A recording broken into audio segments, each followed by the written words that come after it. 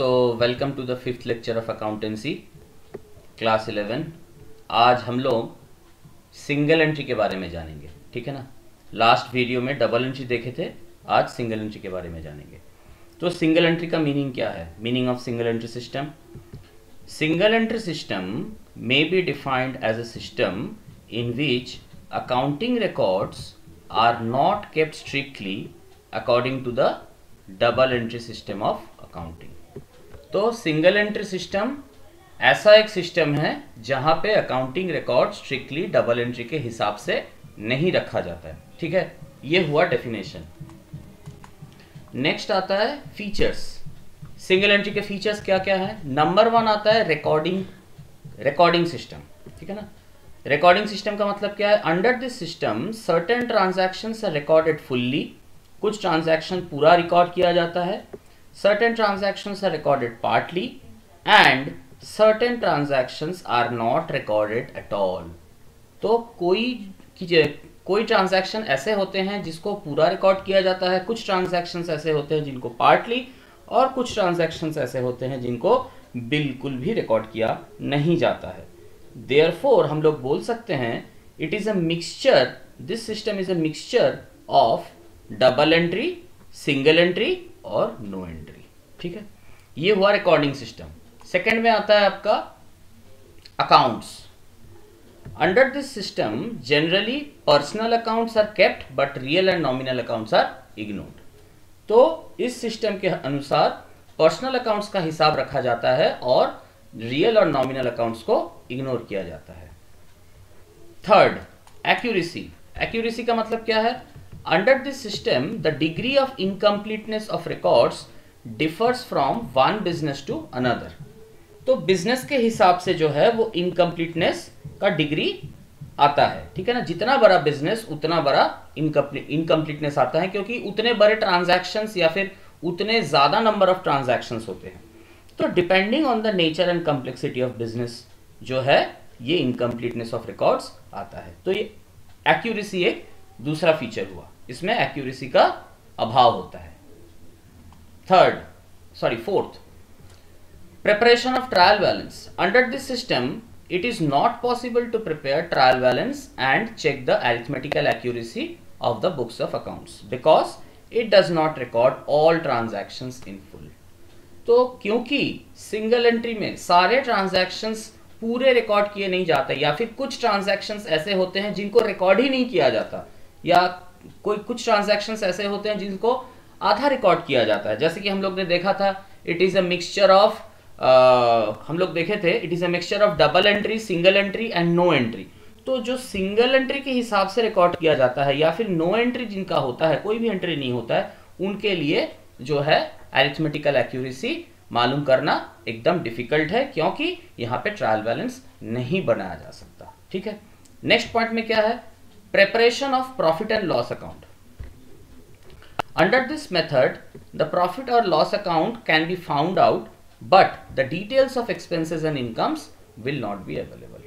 तो profit and loss account तो बनाया जा सकता है, या फिर प्रॉफिट एंड लॉस अकाउंट का एक स्टेटमेंट बनाया जा सकता है, लेकिन यहाँ पे उनका एक्सपेंस और इनकम का कोई डिटेल मालूम नहीं चल सकता, ठीक है ना।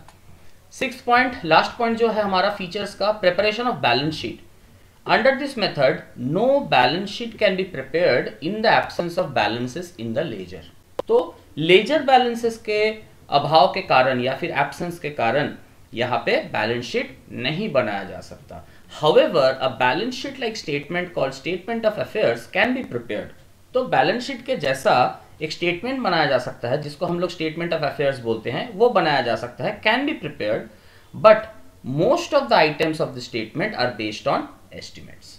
तो ये स्टेटमेंट ऑफ अफेयर्स में जो आइटम्स रहते हैं उनमें से ज्यादातर आइटम्स जो है एस्टिमेट्स के हिसाब से फिगर डाला जाता है।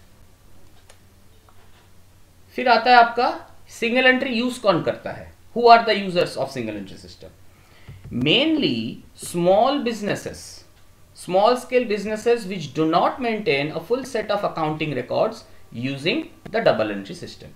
तो छोटे जो बिजनेस होते हैं जो डबल एंट्री के हिसाब से अकाउंटिंग नहीं करते हैं, वही इस सिस्टम को जो है फॉलो करते हैं सिंगल एंट्री का। क्यों ऐसा करते हैं?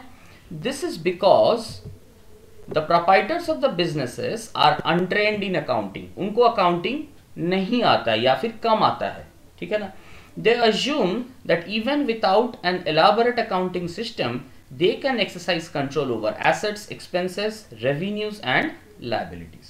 तो उनके अनुसार एक एलाबोरेट अकाउंटिंग सिस्टम या फिर एक डिटेल अकाउंटिंग सिस्टम के बिना भी वो लोग जो है एसेट्स, एक्सपेंसेस, रेवेन्यूज और लायबिलिटीज का हिसाब रख सकते हैं।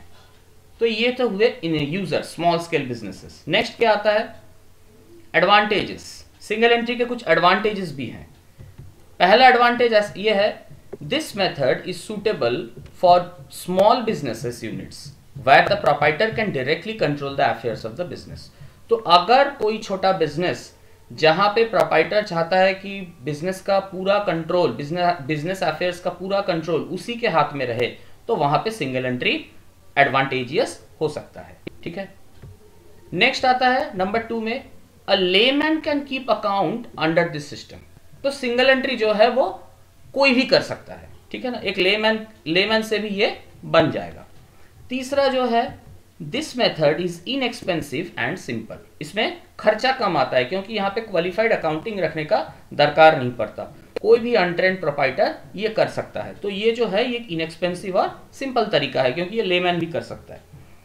फोर्थ क्या आता है, this method can be applied where the books of accounts are destroyed by natural calamities.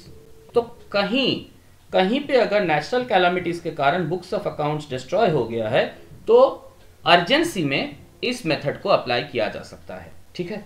ये तो हुए एडवांटेजेस। अब डिसएडवांटेजेस क्या क्या है, effects of following single entry system. Since all transactions are not recorded strictly under the double entry system, the following problems occur.